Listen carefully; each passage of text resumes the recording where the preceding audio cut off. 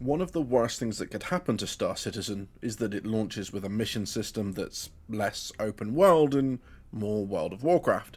Gather this much of this, kill this much of that, listen to this NPC talk for 5 minutes, and you could say that's kind of the system we have now, and you wouldn't be entirely wrong. Good news is, it's not going to stay that way.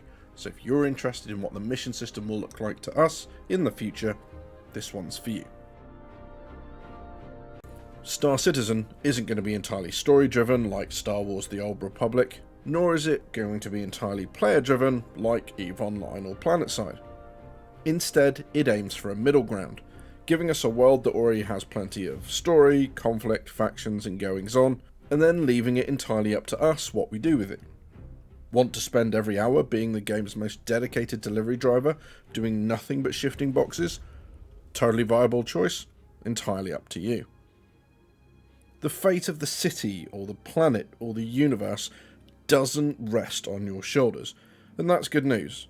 I've been the only one able to save everything so many times now, it's becoming mundane. And it's hard to sustain that feeling. I mean, how many games have you played where you're off to save the world, only to find yourself in some forest in the arse end of nowhere, picking flowers because reasons? But in trying to blend sandbox and story-driven gameplay like this, CIG have a real balancing act on their hands. And the way I see it, it comes in 3 parts. The first is this. Without story of any kind, sandbox games can feel repetitive and grindy, whilst games that just rely on the story will often leave players feeling constrained to an approach they would not have picked if it were up to them. And this is where the devs really need to hit the sweet spot. Give us problems that feel like unique parts of the Star Citizen universe, but let us choose how to solve them. The second is something I'm sure we've all experienced plenty of times. Completing a whole storyline, averting disaster, defeating the big bad guy, only to run through that area later on and discovering that nothing has changed and that big bad guy still stood there. Our actions should have an effect on the game, however small that is. And to top it all off, the whole system needs to remember we're in an MMO. These things can't just happen in isolation. We need ways to engage with other players, particularly when the current plans are for players to be almost indistinguishable from NPCs, except in our actions. I mean, if you're going to run around bunny hopping, that's pretty obvious, and if your ship's called MILF Hunter, I'm pretty sure you're a player. The good news is that all of that isn't as impossible as it sounds. The groundwork for a lot of this stuff is either already in the game in some form, or has been demoed as working and working well. And CIG's secret weapon in achieving all this is their quantum simulation. Now, if you've not seen Quantum, it's the first link in the video, links down in the description. Go and watch it. Honestly, so much in the game hinges on this. To not understand it, there's going to be a lot that you sit and think, I have no clue while they're doing this. Without understanding Quantum, it won't make sense. Quantum is key to how all of this is going to work. It's going to run separate to the game's servers, but connected to all of the back-end services. What you're looking at now on screen is players from all servers displayed in one place. It's all real-time data, and it also displays things like active contracts and player deaths. This is just one aspect, it's like one filter. It's going to be this simulation that decides what you encounter in the verse. It takes all of the weight of NPC simulation off of the game servers. The entire universe simulated in real time. It'll track the movement of NPCs, called quanta in the simulation, goods, supply and demand, and the price of everything that's bought and sold. From that, it'll generate the locations that pirates will target, and then the security response. If there's a supply shortage, prices will rise, flood the market with an item, and the price will fall. The only time that the weight of NPC simulation will fall on the game servers is when there's a player in the area to see it. So when you fly through any area of the game, at any time it'll know exactly what is flying through the area, how much crime there will be, how long it will take for security forces to respond, and therefore what contracts and encounters it makes sense to generate for that region of space. Imagine a system under attack from Vandal raiding parties.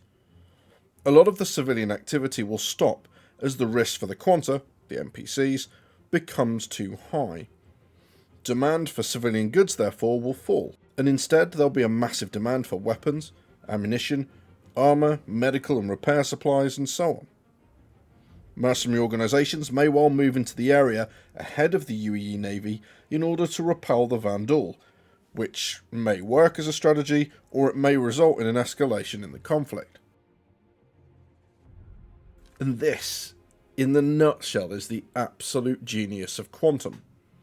Everything I've just described will happen organically, without the devs needing to do anything to trigger it or drive it. I mean, they'll be able to go in and tweak it whenever they want, so whilst what I've talked about may sound like a dynamic event, in reality, it can be triggered just by what's happening in the game, or by someone at CIG typing a number into the box labelled number of Vandal in this system and hitting enter.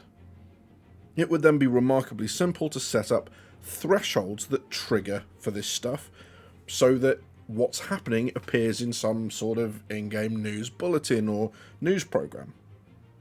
So if you're interested, you can go looking for this sort of stuff, and if you're not, well, the verse is yours. Just be careful where you tread. In one fell swoop, this has achieved two of the criteria that we talked about earlier.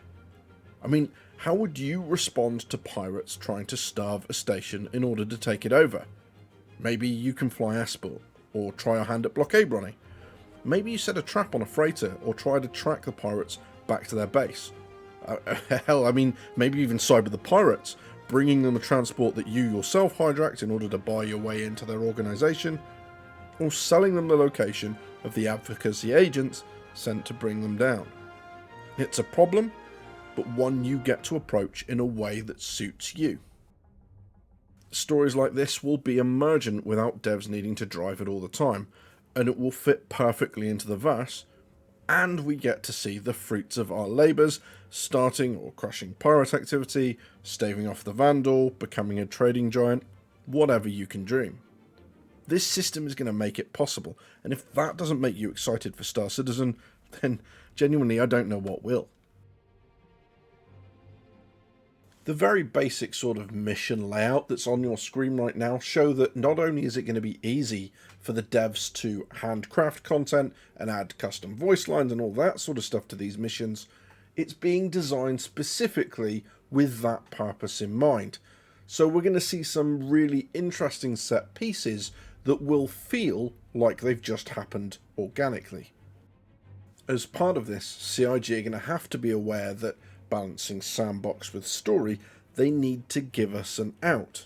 I don't just want an abandon button that plays a sound like I've failed, looking at you, World of Warcraft. I want the game to recognise that I've taken part in the story, now it's time for me to do my own thing. Maybe I hand the baton over to somewhere else. I could create a beacon or have someone else that I don't know take over the story for me. And this technology too is in the game right now. Head over to Crusader. When you get there, open up your contracts tab and go to personal. You will find a mission called PI Wanted, and this exhibits some really interesting tech that I'm low-key excited about. Effectively, the Kovalex shipping hub, Gundo, has suffered a massive explosion. There's been an investigation, case sealed, right? Well, wrong. One of the relatives of the people that died in that accident, if it is an accident, wants you to go and gather evidence of your own.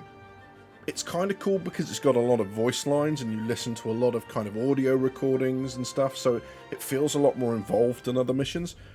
If you haven't tried it, I really recommend going across and having a go. I won't spoil what happens, but the cool thing is that you decide when you end that mission. You decide when you've got enough evidence, and whichever way the investigation is pointing when you end it informs how that result happens. So you will get different amounts of money as a reward. You will hear back different things from that person depending on whether or not you found someone they know to be at blame or whether you've absolved them. You've got to play it all the way through to the end, and if you do really well, you'll know because you'll get an extra payment for a reason that I'm not going to disclose. What is really interesting, if you enjoyed the PI Wanted mission or you go off and enjoy it and want to see more, it was actually talked about in a video some time ago where they said the original intention was to give you leads that you would actually follow by leaving the site, going and interviewing people, and so on and so forth. And Jared did that look where it's like, don't give too much away.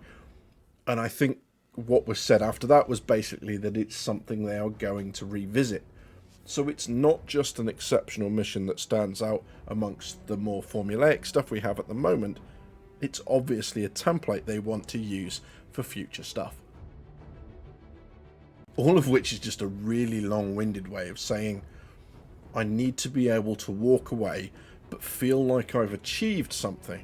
If I feel like I'm a failure or I'm not putting in the time every time I pick up some story missions, I'm just not going to do them. And it's going to be just as important to give us as an out from those missions as it is to entice us to do them in the first place.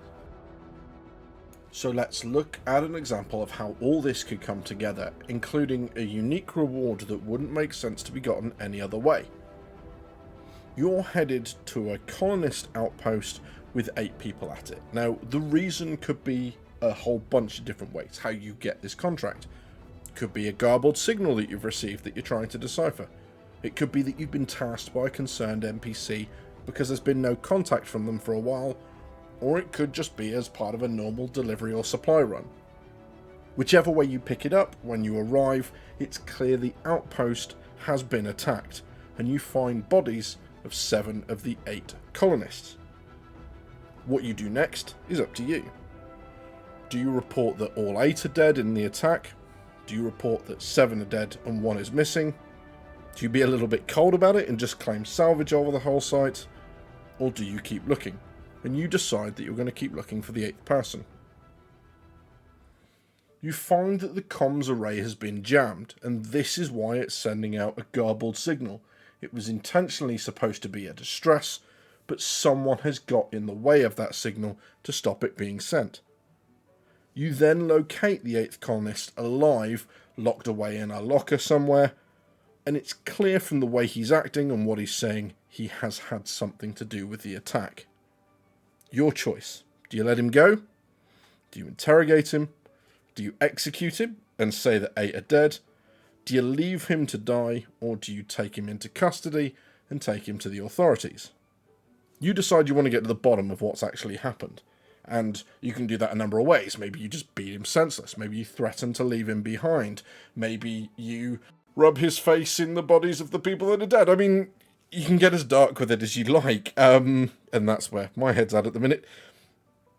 You find out that it was him that intentionally jammed the beacon, but he jammed it because of a pirate raid that was going to take place. They were going to hold the place up, steal everything, and the whole idea of jamming the comms was to stop security being called. The pirates, however, as they arrived, aborted the whole thing because the Vandal had gotten there first and they just didn't want any part of it. This guy, seeing the Vandal, realising that he was being abandoned by the pirates, who were now running away in the other direction, hid. So, you have the same options as before, with one extra. The guy begs you to spare his life, and offers to share with you the location of the pirates, so that you can go take over their base and steal their loot. That's what you do, and you're given a number of approaches. Stealth, infiltration, smash the doors down. You can see where this is going and how this could just add module after module onto the mission to develop into something really quite memorable. The unique reward at the end could be what you do with the guy. Effectively, he could be so thankful to you, he becomes an NPC crew member who works just for very basic pay and the fact that you didn't shoot him in the head or flush him out the airlock. It could really add some character that when you're on downtime and you walk through the mess and you walk into the dining hall to get some food, he's sat in the corner drinking or having a nightmare or whatever about what it is he did before. There's loads of opportunity to have story like that. Just look at all the ways it could have been different.